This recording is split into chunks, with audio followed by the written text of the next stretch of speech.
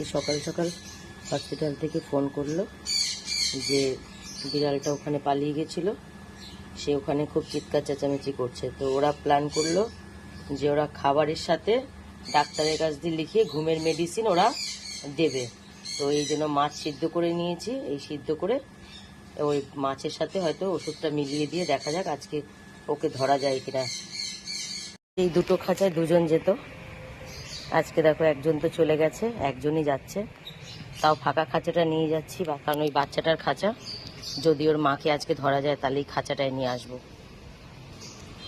আজ 16 তারিখ, আজ আবার যাচ্ছি কারণ দুজন ছিল, এখন একজনই আছে। বাচ্চাটা তো চলে গেছে আজকে। তো ওই কাঠবিড়ালির মতো যেটা সেটা আছে।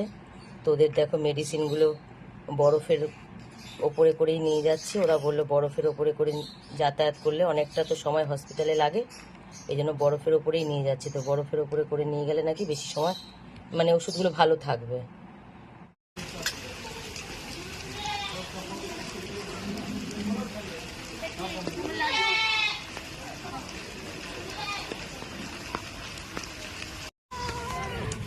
দেখো আজকে ওর খাবারে ঘুমের যে মেডিসিন ডাক্তার দিল, সেই মেডিসিনটা হাফ করে ওর খাবারের সাথে দিয়েছি।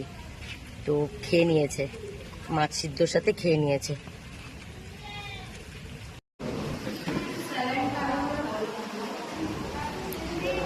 দেখো ওর মাকে অবশেষে ধরা গেছে। আর ওর মা হারিয়েছিল 9 তারিখ থেকে এখানে, মানে হারিয়েছিল মানে এখান দিয়ে বেরিয়ে গেছিলো স্লাইনের টেবিল থেকে।